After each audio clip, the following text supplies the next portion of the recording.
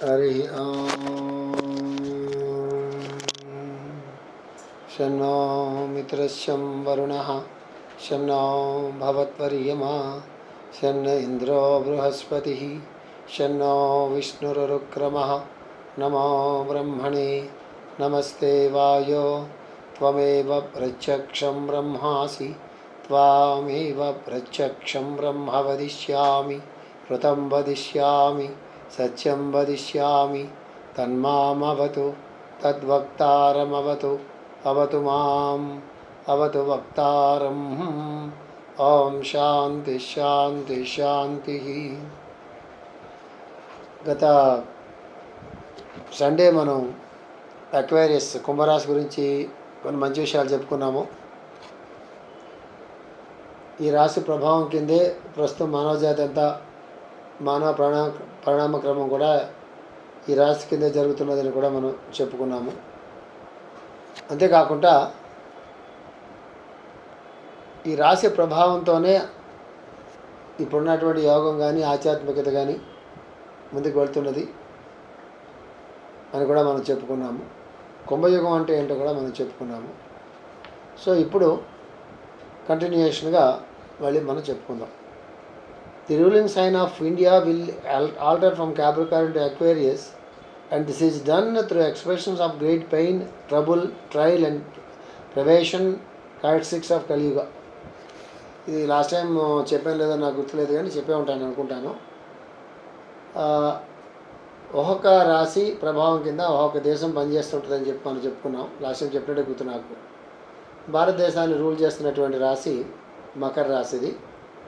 మళ్ళా చెప్తున్నాను నేను, స్వాతంత్ర్యం వచ్చిన తర్వాత మనం ఆర్స్కోప్ వేసుకున్న ఆర్స్కోప్కి India is ruled by Capricorn అనే స్టేట్మెంట్కి సంబంధం లేదు. ఇది ఒక్కొక్క రాశి ప్రభావం కింద ఒక్కొక్క దేశం పనిచేస్తుంటుందని చెప్పి చెప్తారు. ఆ క్యాలిక్యులేషన్స్ వేరు.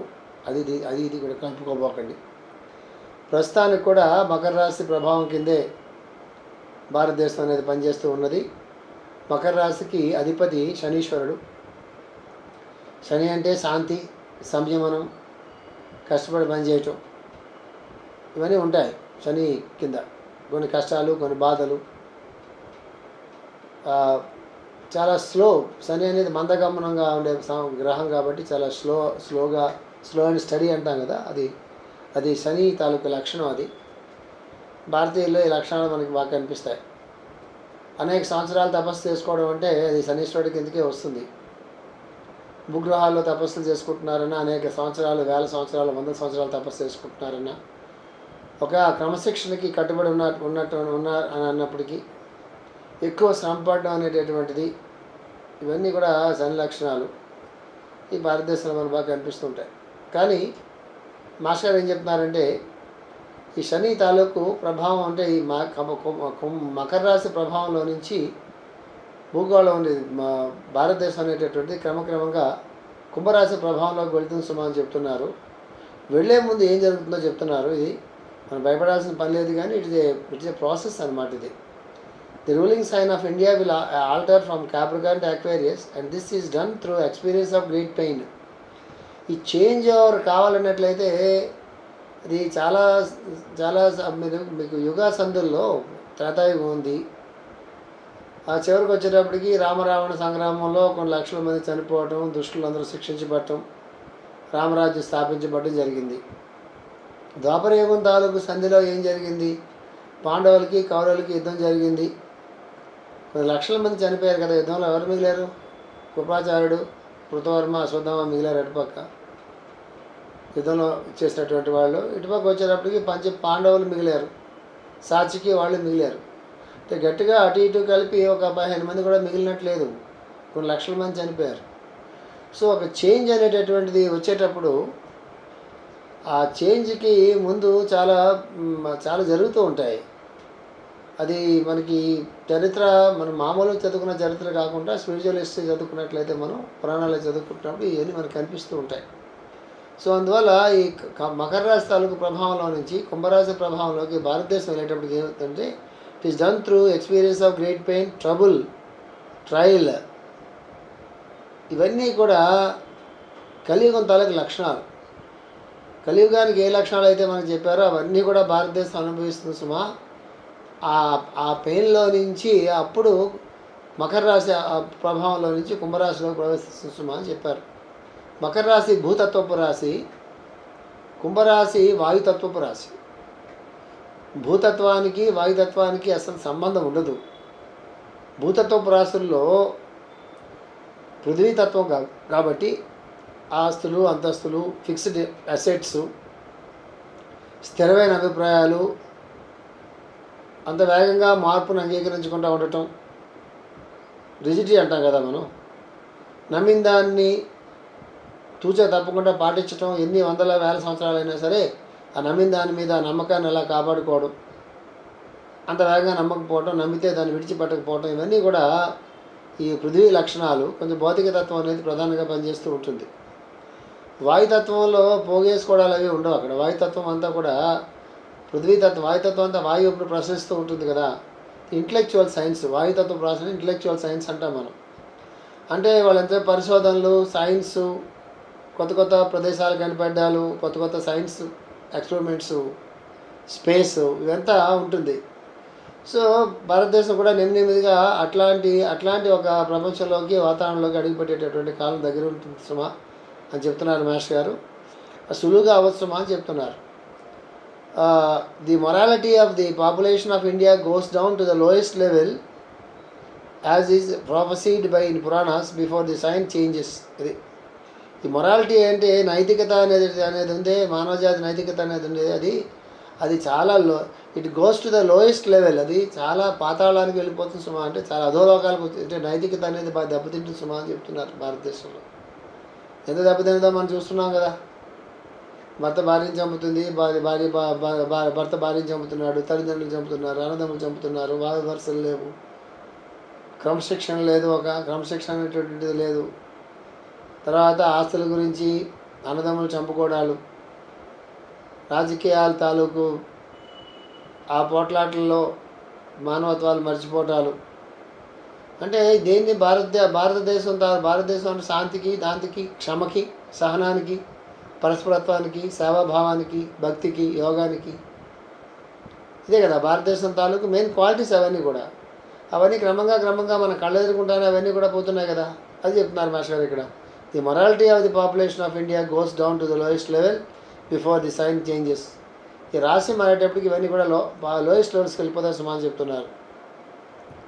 Rank materialism, disbelief. అంటే మెటీరియలిజం అంటే పూర్తయినటువంటి భౌతికమైనటువంటి తత్వం అది.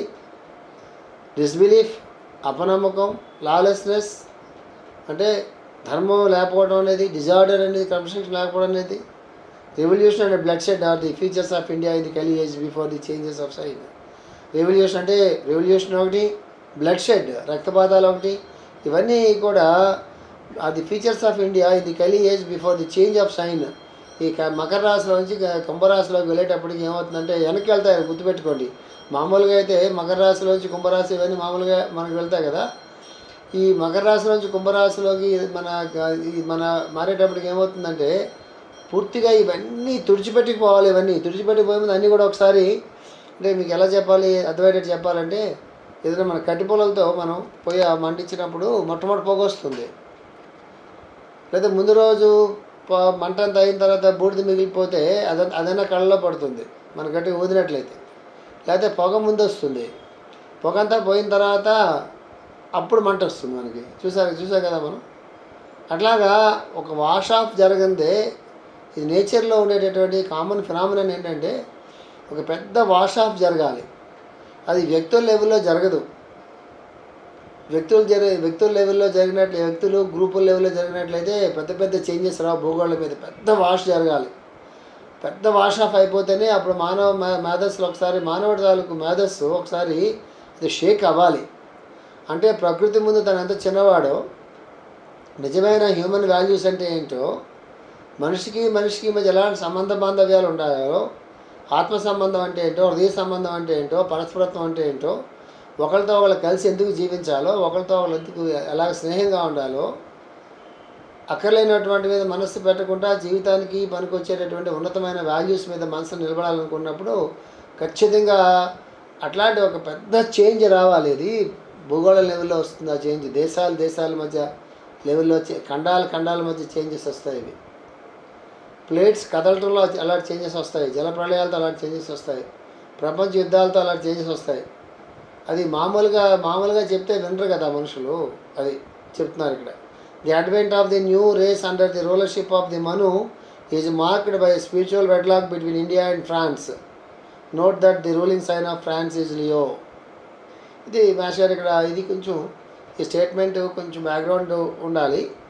అది నేను చెప్పి ఊరుకుంటాను, ఎప్పుడైనా ఎక్స్ప్లెయిన్ చేస్తాను. The advent of the new race under the rulership of the Manu is marked by spiritual wedlock between India and France. ఒక స్పిరిచువల్ వెడ్లాక్ అంటే ఒక వివాహం జరుగుతున్నాడు ఇండియా అండ్ ఫ్రాన్స్ మధ్య జరుగుతున్నాడు. దీని వేగంగా ఇప్పుడు పరిస్థితుల్లో మనం దీన్ని ఊహించలేము. మను అనే ఇప్పుడు వైవస్వత మన్వంతరంలో మనం ఉన్నాము. వైవస్వత మన్వంతరం తర్వాత ఇంకో నెక్స్ట్ మన్వంతరం వస్తుంది. చాలా వేల సంవత్సరాలు పడుతుంది. ఆ మన్వంతరం వచ్చేటప్పటికి ఏమవుతుంది, ఇండియా అండ్ ఫ్రాన్స్కి మధ్య ఒక మంచి కాంటాక్ట్ ఎస్టాబ్లిష్ అవుతుంది సుమా అని చెప్పి మాస్టర్ గారు చెప్తున్నారు. దానికి బ్యాక్గ్రౌండ్ ఏంటి అన్నట్లయితే France ruling sign Leo, India the ruling sign మకరంలో నుంచి కుంభంలోకి వెళ్తుంది. ఈ లియో సైన్కి ఆపోజిట్ సైను ఏంటన్నట్లయితే అది అక్వేరియస్ అంటే 7వ సైన్ అన్నమాట. 7th సైన్ అంటే అర్థం ఏంటి? ది 7th సైన్ అంటే ఇది పార్ట్నర్షిప్ ఏదైనా మ్యారేజ్ ఆర్ ది బిజినెస్ ఏదైనా కావచ్చు. అంచేత ఒక రాశి నుంచి ఒక్కొక్క రాశి 7వ స్థానంలో ఉన్నప్పుడు దాన్ని వెడ్లాక్ అంటాం అనమాట. ఏం చెప్పారు మాస్టర్ ఇక్కడ? ది వెడ్లాక్ అంటే 7th హౌస్ అంటే హౌస్ ఆఫ్ మ్యారేజ్ అనమాట. అది స్పిరిచువల్ మ్యారేజ్. అంటే 2 దేశాలు ఎలా పెళ్లి చేసుకుంటాయి కాదు కదా, 2 దేశాల మధ్య ఒక రకమైనటువంటి మంచి సంబంధం అనేది ఏర్పడుతుంది. అంటే భార్యాభర్తల సంబంధం అనేది భార్యాభర్త male and female, man and women అని తీసుకోవడం కాకుండా భార్యాభర్త మేల్ అండ్ ఫీమేల్ ప్రిన్సిపల్స్గా తీసుకుంటే ఇద్దరి మధ్య ఎంత అన్యోన్యమైనటువంటి ఒక సంబంధం అనేది ఉంటుందో, నార్త్ అండ్ సౌత్ పోల్స్ కలిసినప్పుడు ఉండేటటువంటి ఏదైతే ఉంటుందో అట్లాగా 2 దేశాల మధ్య అలాంటి ఒక సాన్నిధ్యం ఏర్పడుతున్నామని చెప్తున్నారు. ఇది చాలా టైం పడుతుంది. Some astrologers argue that the present period is only in the first quarter of Kali Yuga. This is because of the fact that Kali Yuga, with its duration of 4,32,000 years, started from about the time of the Mahabharata war. Here is a blind.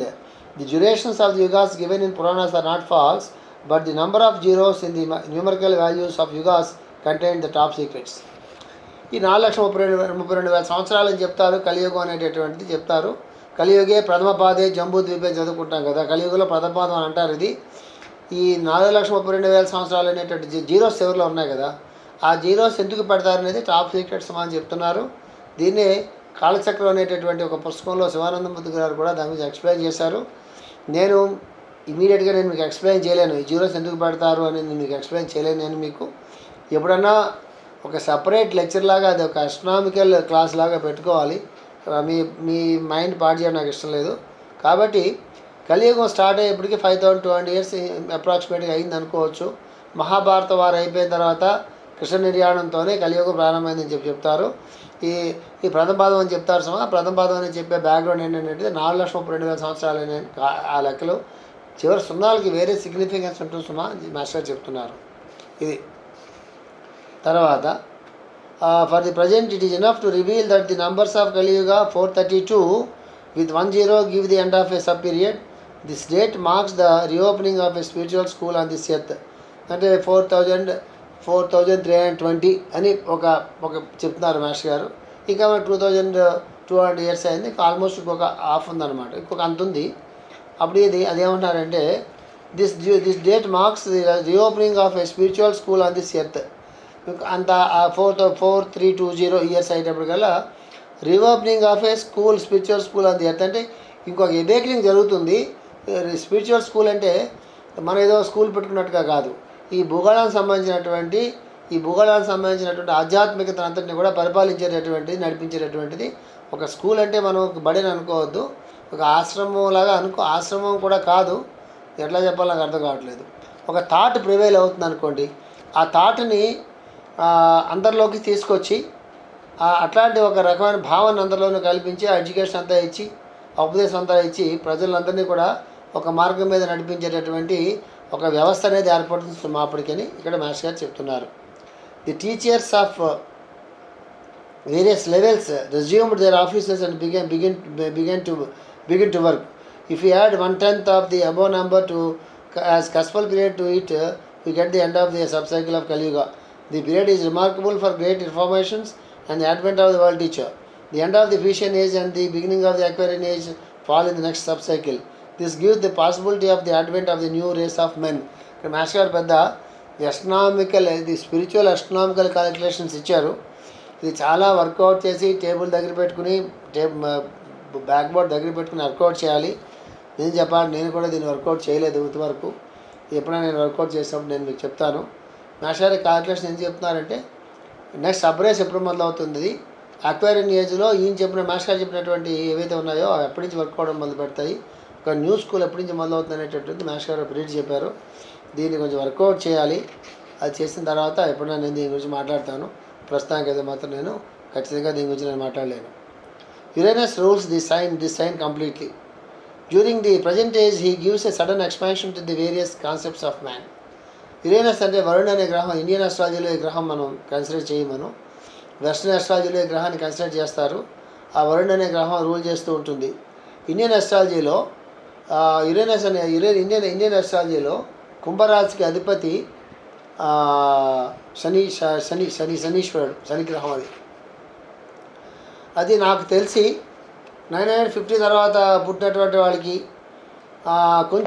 కొంచెం సాటర్ను కుంభరాశిలో ఎవరైనా పుట్టినట్లయితే ఆ కుంభరాశిలో చంద్రుడు కానీ, కుంభరాశిలో లగ్నం కానీ, కుంభరాశిలో సూర్యుడు కానీ ఉన్నప్పుడు అధిపతి అన్నప్పుడు మనం 50s తర్వాత ఎవరైనా పుట్టినట్లయితే ఇది నా పర్సనల్ ఒపీనియన్స్ అండి.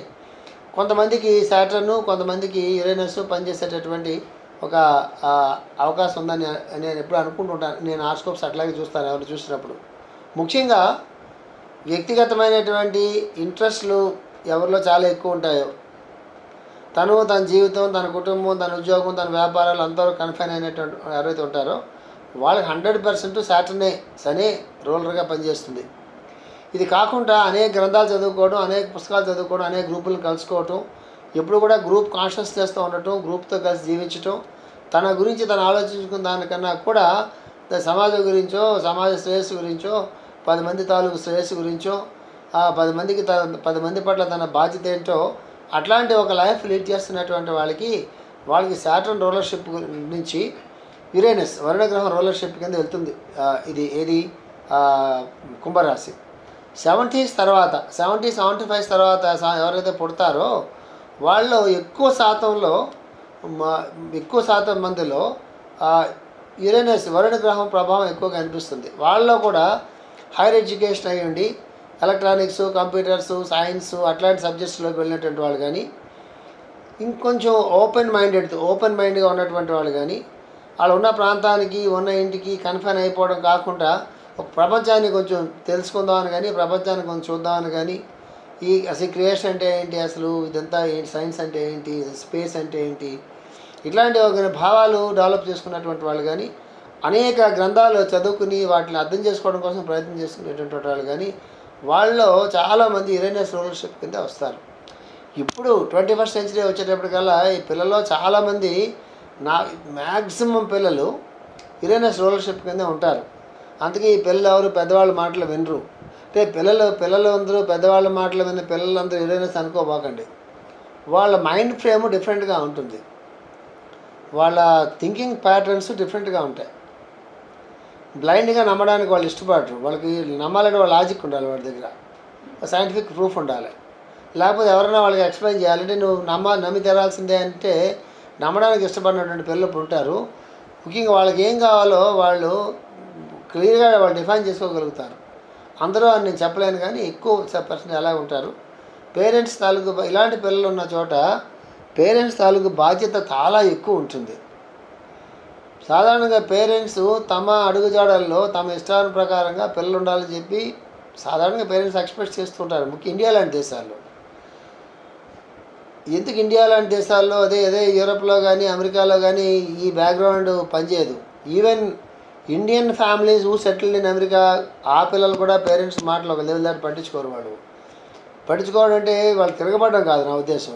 వాళ్ళకి ఏం కావాలో వాళ్ళు డిఫైన్ చేసుకుంటారు, వాళ్ళు డిసైడ్ చేసుకుంటారు. వాళ్ళకి ఏం కావాలో వాళ్ళు డిసైడ్ చేసుకుంటారు. వాళ్ళు ఆ లైన్లో వెళ్ళిపోతారు. వాళ్ళు ఇండియాలో అలా కాదు. ఇండియాకి రూలింగ్ సైన్ క్యాప్రికార్న్ కావడం వల్ల రోలర్ అధిపతి శనీశ్వరుడు కావడం వల్ల ఒక ఫ్రేమ్ అన్నమాట. అంటే అందరూ మెడిసిన్ అంటే అందరూ మెడిసిన్, అందరూ ఇంజనీరింగ్ అంటే అందరూ ఇంజనీరింగ్, అందరూ అమెరికా అంటే అందరూ అమెరికా, అందరూ కంప్యూటర్స్ అంటే అందరూ కంప్యూటర్స్, అందరూ ఏదో కొట్టు అంటే అందరూ అదే కొట్టు పెడతారు. వాడెవడో కొత్తగా కొట్టు పెడితే అందరూ వరుసగా అందరూ ఆ కొట్లు పెట్టుకు వెళ్ళిపోతుంటారు. ఈ యొక్క మోస ధోరణి అనేటటువంటిది ఇది సాటర్న్ రూలర్షిప్ కింద ఉంటుంది తప్ప ఈ మోస ధోరణి అనేటటువంటిది యురేనస్ రూలర్షిప్ కింద ఉండదు, అక్వేరియస్ రూలర్షిప్ కింద ఉండదు. మీరు గుర్తుపెట్టుకోండి. అక్వేరియస్ రూలర్షిప్ కింద ఉన్నాడు, యురేనస్ రూలర్షిప్ కింద పిల్లలు ఇనీషియల్ డేస్లో పిచ్చిగా ఉంటారు. అంటే వాడికి ఏం కావాలో వాడికి తెలియదు, ఇతరులు చెప్పింది వినరు ఇనీషియల్ డేస్లో. అడ్వాన్స్డ్ అక్వేరియస్ అండ్ యురేనస్ వాళ్ళు చాలా క్లారిటీగా ఉంటారు. ఎవరు చెప్పినా వినకపోవడం అనే పాయింట్ ఉన్నప్పటికి కూడా వాళ్ళకి ఏం కావాలో వాళ్ళ బాగా తెలుస్తుంది. ఇన్ బిట్వీన్ ఉంటారనమాట. ఇనీషియల్ స్టేజ్లో ఉన్నాం కదా, అక్వేరియస్ రూలర్షిప్కి ఇనీషియల్ స్టేజ్లో ఉంది మానవ జాతి ఇప్పుడు. కాబట్టి వాళ్ళు ఏం చేస్తారన్నట్లయితే వాళ్ళకి ఏం కావాలో తెలియదు. వాళ్ళకి తెలియక పిచ్చి పనులు చేస్తుంటారు. వాళ్ళు గైడెన్స్ ఇచ్చేటటువంటి తల్లిదండ్రులు కానీ, ఇచ్చే టీచర్స్ కానీ, గురువు కానీ వాడి యురేనస్ సంబంధించిన వాడు అయి ఉండాలి. వాడైతేనే వాళ్ళు బాగా గైడ్ చేయగలుగుతారు. ఇది డిఫరెంట్ అప్రోచ్ ఇదంతా కూడా. దాని గురించి ఎక్కువసేపు నేను చెప్తే మీరు కూడా కొంచెం కంగారు పడే అవకాశం ఉంటుంది. కాబట్టి నేను చెప్పాను, Uranus rule this sign completely during the present age. He gives a sudden expansion to the various concepts of man.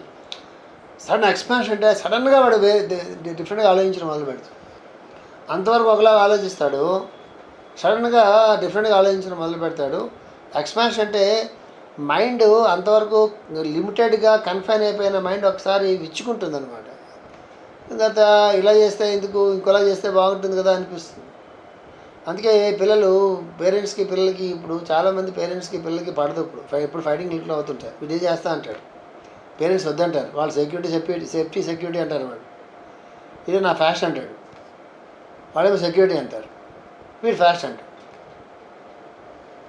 నాకు ఇష్టం అంటాడు. నా ఫైనాన్స్ అంటే బాగా ఇష్టం అంటాడు. ఫైనాన్షియల్ ఉద్యోగాలు రావాలంటే రాబోయినా పర్లేదు, నాకు అదే ఇష్టం అంటాడు. లేకపోతే ఎక్కడో రీసెర్చ్ చేస్తానంటాడు. ఇంకా సంబంధమైన సబ్జెక్ట్ పట్టుకొచ్చి దీంట్లో చదువుకుంటా అంటాడు. పేరెంట్స్కి ఇష్టం ఉండదు. ఇవన్నీ అమెరికాలో చెల్లుబాటు అయిపోతాయి, ఇండియాలో చెల్లుబాటు కావాలి. పేరెంట్స్ భయం. అక్కడ ఇద్దరికి మధ్య ఫైటింగ్ జరుగుతూ ఉంటుంది. ఎవరినో ఇష్టమైన పెళ్లి చేసుకుంటా అంటే ఆమె ఎవరినో పెళ్లి చేసుకుంటానంట. క్యాస్ట్ కమ్యూనిటీ ఏమి పట్టించుకోరు. ఇనిషియల్ స్టేజెస్లో ఎమోషన్స్తో నిర్ణయాలు తీసుకుంటారు. కొంచెం మెచ్యూరిటీ వచ్చేటప్పటికల్లా జనరేషన్స్ మారుతూ ఉంటాయి కదా, మారుతున్న కొద్ది వాళ్ళకి మెచ్యూరిటీ కూడా వచ్చిన తర్వాత కొంచెం రైట్ డెసిషన్స్ తీసుకుంటుంటారు. ఈ ట్రాన్స్మిషన్ పీరియడ్లో ఖచ్చితంగా స్ట్రగుల్ ఉంటుంది, పెయిన్ ఉంటుంది, డిసప్పాయింట్మెంట్స్ ఉంటాయి, పొరపాటు నిర్ణయాలు చేసుకుంటూ ఉంటారు. ఇవన్నీ జరుగుతూ ఉంటాయి. ఇదంతా ఇది పార్ట్ ఆఫ్ గేమ్ అంతే. దాన్ని ఆపలేరు. వాళ్ళని కరెక్ట్గా గైడ్ చేయడానికి పేరెంట్స్ కూడా కొంచెం బ్రాడ్గా ఆలోచించాల్సినటువంటి పేరెంట్స్ ఉండాలా, రైట్గా అడ్వైజ్ ఇచ్చేటువంటి పేరెంట్స్ ఉండాలా. అది ఇంట్లో ఎవరైనా పెద్దవాళ్ళైనా ఉండాలా, గురువు అయినా ఉండాలా. గురువు కూడా బ్యాక్గ్రౌండ్ ఉండాలి. అది ఇక్కడ చెప్తున్నారు. Man gains mastery over the physical plane and steps into the mysteries of space. Man gains mastery over the physical plane అంటే భౌతిక పదార్థం మీద దీని మీద మాస్టరీ సంపాదించి ఈ steps into the mysteries of స్పేస్లోకి వెళ్ళిపోయి అక్కడ ఏ మిస్టరీస్ ఉన్నాయో తెలుసుకుంటారు సమాధానం చెప్తున్నారు. The higher purpose of sound and light are discovered both by scientist and spiritualist. The higher purpose of sound and light are discovered both by scientist and spiritualist. ఆధ్యాత్మికవేత్తలతో కానీ లేకపోతే సైంటిస్టులు కానీ higher purpose of sound and light అదేంటి మనకు తెలుసు కదా అంటే తెలియదు. అదే మనకి జాల్కూల్ మాస్టర్ చెప్తారు. లైట్ గురించి, సౌండ్ గురించి ఇప్పుడున్న సైంటిస్టులు తెలిసింది చాలా తక్కువ సుమా, తెలుసుకోవాల్సింది చాలా ఎక్కువ ఉంది సుమా అని చెప్తారు. మాస్టర్ గారు అన్ని లెక్చర్స్లో ఉంటాయి. అందుకే చాలా మాటలు నేను చెప్తుంటాను. ఫిజిక్స్ అనేటటువంటిది చాలా బాగా చదువుకున్నటువంటి వాళ్ళు, ఆస్ట్రోఫిజిక్స్ కానీ క్వాంటమ్ ఫిజిక్స్ కానీ ఫిజిక్స్లో చాలా బ్రాంచెస్ ఉన్నాయి కదా. ఆ చదువుకున్నటువంటి వాళ్ళు కానీ స్పిరిచువల్ బ్యాక్గ్రౌండ్ ఉండి సాంస్క్రిట్ బ్యాక్గ్రౌండ్ కూడా ఉంటే he will become a real spiritual scientist. ఆ కాంబినేషన్ కావాలి. రోజులు మారినాయి, టైం మారింది. నేను భగవద్గీత చదివి ఊరుకుంటాను. భగవద్గీతలో లోతుల్లో లోతుల్లో లోతుల్లో కృష్ణుడు ఏం చెప్పాడు చెప్పాలంటే వాడికి ఫిజిక్స్ బ్యాక్గ్రౌండ్ కూడా ఉండాలి. లేకపోతే పాత కామెంట్ చదువుకుంటాడు, చదువుకు తప్పలేదు. పాత కామెంట్ చదువుకోవచ్చు, భగవద్గీత ప్రకారంగా జీవించవచ్చు, సర్వసంగ పరిత్యాగాన్ని అన్నింటినీ కూడా అవన్నీ చేయొచ్చు, మహాభక్తులు అవ్వచ్చు. ఇక దానికేం సంబంధం లేదు. కానీ వేదాల్లో కానీ భగవద్గీతలో కానీ మిగతా కొన్ని స్క్రిప్చర్స్లో కానీ వాటిలో చెప్పినటువంటి సైన్స్ ఏదైతే ఉందో ఆ సైన్స్ తెలియాలంటే ఖచ్చితంగా మోడర్న్ సైన్స్తో తెలుసుకుని, అందులో ఏం చెప్పారో సంస్కృతం కూడా తెలుసుకుని, దాన్ని ఎలాగా అన్లాక్ చేసుకోవాలో అవి కూడా ఆ సులువులు కూడా తెలుసుకుని దాన్ని మోడర్న్ టెక్నాలజీలోకి మార్చుకుని చెప్పేటటువంటి ఒక టైం దగ్గర స్టార్ట్ అయ్యింది. ఆల్రెడీ పుస్తకాలు ప్రింట్ చేస్తున్నారు. అమెరికాలో చాలామంది ఆదర్శ బుక్స్ రాస్తున్నారు. వాళ్ళు నెమ్మదిగా అట్నుంచి ఇటు వస్తున్నారు, వీళ్ళు అట్నుంచి వెళ్ళాలి. అది అంటే సైన్స్లో నుంచి స్పిరిచువాలిటీలోకి వాళ్ళు రావాలి, స్పిరిచువాలిటీలో సైన్స్లోకి మనం వెళ్ళాలి. వాళ్ళు కలిసి ఫ్రెండ్స్ అయిన తర్వాత ఇద్దరు కలిసి పనిచేసే రోజు అయితే వస్తుంది చూసారా, that should be the real Aquarian age. ఇప్పుడు మనం ఇక్కడే ఉన్నాం, వాళ్ళు అక్కడ ఉన్నారు, వాళ్ళకి మనకి మాటలు లేవు, ఇప్పుడే కలుసుకోవడం ప్రయత్నం చేస్తున్నారు. వాళ్ళకి మనకి మాటలు లేవు. నేను చెప్పాలంటే వాళ్ళంటే మనకు పడదు, మనం వాళ్ళకి పడదు. ఇప్పుడు కలిసేటటువంటి ఒక సమయం వస్తుంది సుమా, అది చెప్తున్నారు ఇక్కడ. చెప్పి ఈ sound and the spiritual nucleole is in man is simulated and spiritual evolution is agent. The rising of matter into spirit is marked by the vaporization of water to form clouds in the sky. This is called Uttarayana or the upward path of waters. ఇది water ఎలాగైతే వేడి వెళ్ళిన తర్వాత vapour అయ్యి స్పేస్లోకి ఎలాగైతే వెళ్ళిపోతుందో అది ఉత్తరాయణం అంటే సుమా అని మాస్టర్ గారు ఇక్కడ ఒక అంతరార్థం చెప్తున్నారు. అది ఈ వాటర్స్ అన్నీ కూడా స్పేస్లోకి వెళ్ళడం అనేటటువంటిది this is done through the working of Aquarius. అది కుంభరాశిలో జరుగుతుంది సుమా అని చెప్తున్నారు. Agastya on the cosmic plane is the Lord who drinks the oceans to kill the demons in the nether regions. ఈ కుంభరాశికి అధిపతి, కుంభరాశికి దైవం ఎవరైనట్లయితే గురువు అయితే అగస్త్య మహర్షి. ఆయనే జాలన్నీ కూడా తాగేస్తే రాక్షసులందరూ బయటపెడితే వాళ్ళు చంపేస్తారని చెప్తారు చూసారా. అది ఆ సింబాలిక్ స్టోరీ ఇక్కడ మాస్టర్ గారు ఇక్కడ చెప్తున్నారు. చెప్పిన తర్వాత the disciple who belongs to Aquarius can easily gain control over his sex impulses. Then he can very easily dwell in the lotus with the Sushumna, which is located between the heart and the throat centers.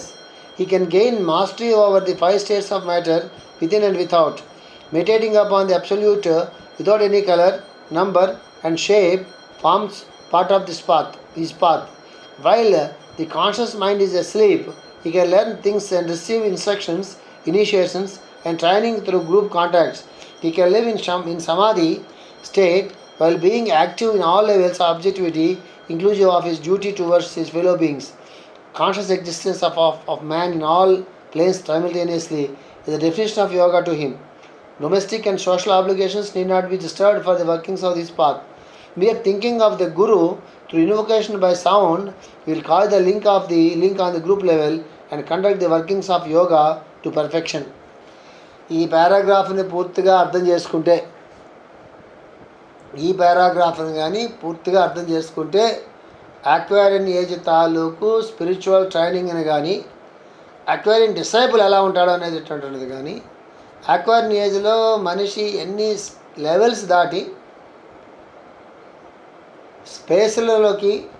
Space సైన్స్లోకి enter అవుతాడనేటువంటిది కానీ, సమాధి స్థితి అనేటటువంటిది ఇంతవరకు చెప్పిన సమాధి స్థితి అనేది కాకుండా ఎలాంటి ఒక సమాధి స్థితిని సాధించుకుంటాడనేటటువంటిది కానీ, అక్వేరియన్ డిసైపుల్స్కి తాలూకు సాధన ఎట్లా జరుగుతుంది అనేటటువంటిది కానీ, ఇవన్నీ కూడా ఈ పారాగ్రాఫ్లో మాస్టర్ గారు చెప్పారు.